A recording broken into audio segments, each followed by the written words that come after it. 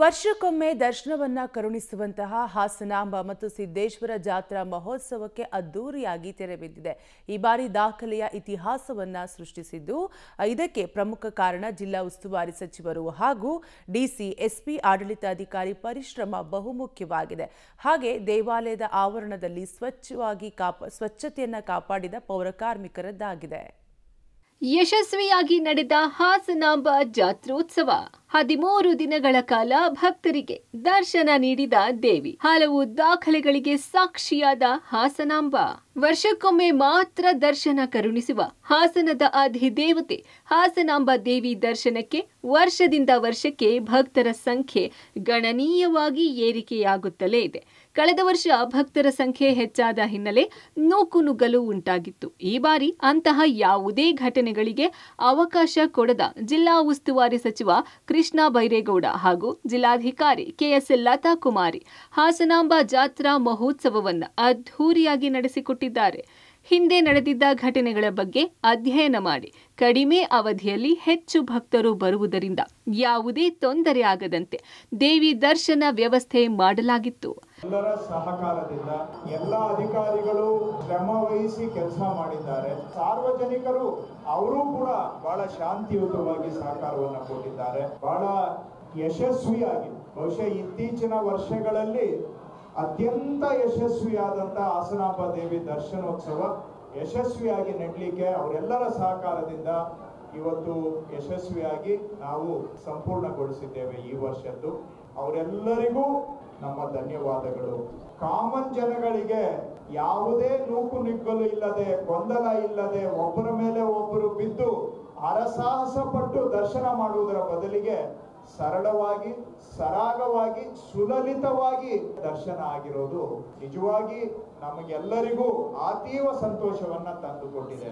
15 ದಿನಗಳ ಕಾಲ ನಡೆದ ಜಾತ್ರಾ ಮಹೋತ್ಸವದಲ್ಲಿ 1 ವಾರಕ್ಕೂ ಹೆಚ್ಚು ಕಾಲ ಸಚಿವ ಕೃಷ್ಣ ಬೈರೇಗೌಡ ಬೆಳಗ್ಗೆ ರಾತ್ರಿ ಎನ್ನದೆ ದೇವಾಲಯದಲ್ಲಿ ಮೊಕ್ಕಾಂ ಹೂಡಿ ಧರ್ಮ ದರ್ಶನ, 1,300 ರೂಪಾಯಿನ ವಿಶೇಷ ದರ್ಶನದ ಸಾಲುಗಳಿಗೆ ಭೇಟಿ ನೀಡಿ ಭಕ್ತರಿಂದ ಸಮಸ್ಯೆ ಆಲಿಸಿ ಕೂಡಲೇ ಪರಿಹಾರ ಕಲ್ಪಿಸುತ್ತಿದ್ದರು. ದೇವಾಲಯದಲ್ಲಿ ಮೈಕ್ ಹಿಡಿದು ಅನೌನ್ಸ್ ಮಾಡಿ ಭಕ್ತರಿಗೆ ದೇವಿ ದರ್ಶನ ಮಾಡುವಂತೆ ಹೆಚ್ಚಿನ ಮುತುವರ್ಜಿ ವಹಿಸಿದರು. ಹಾಗೆ ಶೌಚಾಲಯ, ಕುಡಿಯುವ ನೀರು, ಮಜ್ಜಿಗೆ, ಪ್ರಸಾದ ವಿತರಣೆ ಎಲ್ಲವನ್ನೂ ಸಂಪೂರ್ಣ ಪರಿಶೀಲಿಸುತ್ತಿದ್ದರು. ಮತ್ತೊಂದೆಡೆ ಸಚಿವರಿಗೆ ಡಿಸಿ ಕೆಎಸ್ ಲತಾ ಕುಮಾರಿ, ಎಸ್ಪಿ ಮೊಹಮ್ಮದ್ ಸುಜೀತಾ, ಎಸಿ ಮಾರುತಿ ಹೆಗಲು ಕೊಟ್ಟು ನಿಂತರು. ಶಾಂತಿಯುತವಾಗಿ ದರ್ಶನವನ್ನು ಕೊಡಿಸ್ತಾರೆ ಅಂತಕ್ಕಂಥ ಜವಾಬ್ದಾರಿ ಜಿಲ್ಲಾಡಳಿತ ಮತ್ತು ಕೃಷ್ಣ ಬೈರೇಗೌಡರವರ ಜಾಣ್ಮೆ ಮತ್ತು ಅವರ ಶ್ರದ್ಧಾ ಭಕ್ತಿ ಮತ್ತು ಅವರ ಕಾರ್ಯವೈಖರಿ ಅದರ ಮೇಲೆ ನಿಂತಿದ್ದು, ಅದನ್ನ ಅವರು ಬಹಳ ಎಲ್ಲವನ್ನ ಕಾಲಕಾಲಕ್ಕೆ ಸರಿಪಡಿಸಿ ಈ ಒಂದು ಯಶಸ್ವಿಯಾಗಿರ್ತಕ್ಕಂಥ ಕಾರ್ಯಕ್ರಮವನ್ನ ಮಾಡಿ ಹಾಸನ ಜಿಲ್ಲೆಯ ಜನತೆಗೆ, ಕರ್ನಾಟಕ ರಾಜ್ಯಕ್ಕೆ, ಕರ್ನಾಟಕ ರಾಜ್ಯ ಸರ್ಕಾರಕ್ಕೆ ಒಂದು ಉತ್ತಮವಾದಂಥ ಹೆಸರನ್ನು ತರಲಿಕ್ಕೆ ಕಾರಣೀಭೂತರಾಗಿದ್ದಾರೆ. ಅವರಿಗೆ ತಾಯಿ ಹಾಸನಾಂಬ ಸಿದ್ದೇಶ್ವರ ಸ್ವಾಮಿಗಳು ಇನ್ನೂ ಹೆಚ್ಚಿನ ರಾಜಕೀಯ ಶ್ರೇಯಸ್ಸನ್ನು ಕೊಟ್ಟು ಈ ರಾಜ್ಯಕ್ಕೆ ಸೇವೆ ಮಾಡತಕ್ಕಂಥ ಅವಕಾಶವನ್ನ ಅವರಿಗೆ ಕಲ್ಪಿಸಿಕೊಡ್ಲಿ ಅಂತ ಹೇಳಿ ನಾನು ಹಾಸನ ಜಿಲ್ಲೆಯ ಜನತೆಯ ಪರವಾಗಿ ನಾನು ಈ ಸಂದರ್ಭದಲ್ಲಿ ಅವರಿಗೆ ಧನ್ಯವಾದಗಳನ್ನು ಸಮರ್ಪಣೆ ಮಾಡ್ತೇನೆ. ಹಾಸನಾಂಬೆ ಜಾತ್ರಾ ಮಹೋತ್ಸವ ಆರಂಭಕ್ಕೂ ಮೊದಲೆರಡು ದಿನದಿಂದ ಇಂದಿನವರೆಗೂ ಇಡೀ ನಗರ ಸ್ವಚ್ಛತೆ ಕಾಪಾಡಿದ ಪೌರ ಕಾರ್ಮಿಕರ ಪರಿಶ್ರಮ ಮೆಚ್ಚುವಂಥದ್ದು.